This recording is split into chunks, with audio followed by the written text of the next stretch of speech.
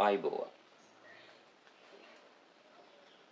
බණ්ඩාරනායක හොරගොල්ලේ වලව්වේ හැදිලා වැඩිලා පියා මව වගේම දේශපාලනයේ ලොකු ගමනක් ගිය ලොකු පිම්මක් පැන්න ලෝක පූජිත කාන්තාවක් වුණු චන්ද්‍රිකා බණ්ඩාරනායක කුමාරතුංග මැතිණිය තඹුත්තේගම ගොවියෙක්ගේ පුතෙක් වුණු අනුර කුමාර දිසානායකව විශ්වාස කරලා කෝටි 25ක් රජයට පරිත්‍යාග කරනවා මේ ව්‍යසනයේ විනාශයටපත් වෙච්ච මිනිසුන්ගේ ජීවිත යථා තත්ත්වයටපත් කරන්න.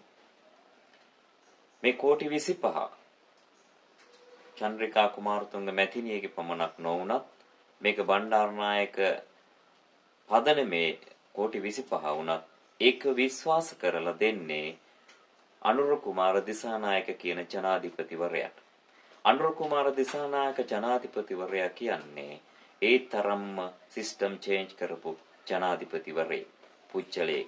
මීට පෙර පැමිණි කිසිදු විපත්යකදී මෙවැනි දේවල් කරන්නට මේ වගේ අය ඉදිරිපත් වුණාද කියන එක ගැටලුවක්. ඇත්තෙන්ම කතා කරොත් අපි මේ දේශපාලනය ගැන කතා කරාට චන්ද්‍රිකා බණ්ඩාරනායක කුමාරතුංග කියන මැතිණිය එයාගේ දේශපාලන භූමිකාව වෙනම එකක්. අනුර කුමාර දිසානායක ජනාධිපතිවරයාගේ දේශපාලන භූමිකාව වෙනම එකක්.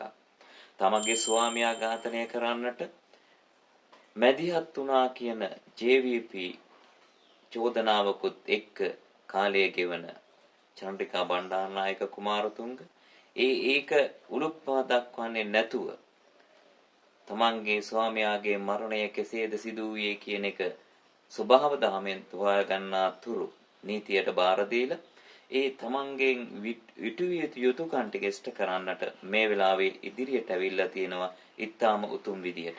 ඒ ප්‍රසසන්මට ලක් කළ යුතුම කාරණයක් තමයි. අනිත් එක තමයි අනුර කුමාර දිසානායක කියන මේ ජනාධිපතිවරයා ලංකාවේ දේශපාලන සිස්ටම් එක වෙනස් කරපු විදිය මේකෙන් මනාව ඔප්පු කරලා තියෙනවා. ලෝකයේ ඕ ගැන විශ්වාසය තියලා තියෙනවා.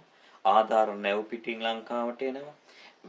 වෙනත් සහයෝගයක් ලංකාවට ලැබෙනවා වගේම ලංකාවේ ප්‍රබල භූමිකාවක් මවපු දේශපාලන කරලියේ හිටපු පවුලක පැවතුණු ලංකාවේ දෙවරක් ජනාධිපති වෙච්ච චන්ද්‍රිකා කුමාරතුංග මැතිණියත් අනුර කුමාර කියන චරිතයේ විශ්වාසය තියලා තියෙනවා. ඒ විශ්වාසය තැබුවේ එයාගේ වැඩපිළිවෙල, එතුමාගේ වැඩපිළිවෙල ඊටම සාර්ථකව යනවා කියලා පේනින්. දේශපාලන කුහකත්වයේ තියාගෙන පොදු විපක්ෂයේ මේ කෑ ගැහිල්ලට චන්ද්‍රිකා බණ්ඩාරනායක කුමාරතුංග මැතිණිය අතුල් පහරක් එල්ල කරලා තියෙන්නේ. ඒ නිසා දේශපාලනයේ විපක්ෂයේ ඉන්න දේශපාලකයන්ගෙන් අපිට කියන්නට තියෙන්නේ ගණ්ඩ චන්ද්‍රිකා මැතිණිය ආදර්ශයට එන්න රට හදන්න එකතු වෙන්න මේ ආණ්ඩුවත් එක්ක වැරදි අඩුපාඩු තියෙනවා නම් ඒවා පෙන්නලා දෙන්න. ඒ පෙන්නලා දෙන ගමන්ම තමන්ගෙන් ඉටුවිය යුතු යුතුයකම් ටික මනාව සමාජයට ඉටු කරන්නට එකතු වෙන්න. අනුර කුමාර ජනාධිපතිවරයාගේ ආධාර බෙදා දීමේ වැඩසටහනකදී හොඳ වැදගත් කාරණයක් එළියට එනවා. ඒ තමයි මේ ගෙදරකට දෙන ලක්ෂ 50 පිළිබඳව සාකච්ඡාවේදී කියනවා ඒ ලක්ෂ 50 දෙන එකේ තිබුණු ගෙදරට පොඩි ගියක් ඒකට ලක්ෂ 50ක් දෙන එක පාඩුයි. ඒ නිසා ඒක ගැන සැකයක් තියාගන්නට එපා. ඒ නිසා එතන සැකයක් ඇති කරන්නේ නැතුව හැම ගෙදරකටම තීරණය කරා නම් පොඩි ගියක්ද ලොකු ගියක්ද නැහැ. ඒ හැමෝටම ලක්ෂ 50යි ආධාරය දෙන්නට ඕනේ. ඒ පොඩි ගෙදර හිටියෙත් අපේ රටේ ජනතාව අපේ මිනිස්සු කියන එක එතුමා ඒ සභාවට ඉදිරිපත් කරනවා. ඒ කියන්නේ අපි වගේ පොඩි මිනිසුන්ට ඉදිරියට එන්නට දෙන්නට පුළුවන් උපරිම අවස්ථාව අනුර කුමාර දිසානායක කියන වර්තමාන ජනාධිපතිවරයා අපිට දෙනවා කියන එකට සහතිකයක් තමයි දෙන්නේ.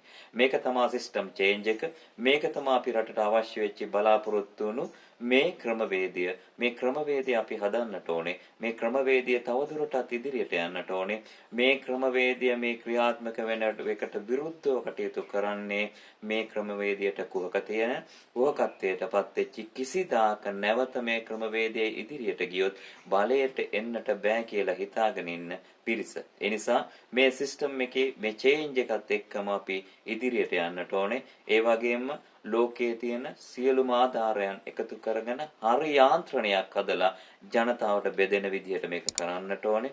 සමහරක් තැන්වල චෝදනා තියෙනවා ජනතාවට මේ ආධාර හරියට බෙදෙන්නේ නැහැ කියන එක. සමහරක් මේක විරුද්ධවාදීන් ගෙන යන මතයක් වෙන්නට පුළුවන්. ඒ නිසා ඒ පිළිබඳව ශේෂ්ත්‍රයට බැහැලා මේ පිළිබඳව හොයන්නට ඕන.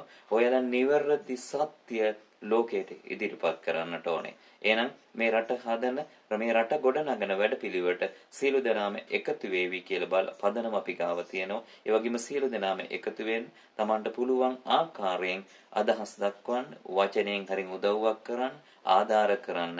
එහෙම නැත්නම් මේක කකුලෙන් ඇදලා පහතට දාන්න නැති තැනට කටයුතු කරන්නට කියන ඉල්ලීමත් කරමින් අපි මේ වැඩසටහන දිහා හොඳින් බලාගෙන ඉන්නවා.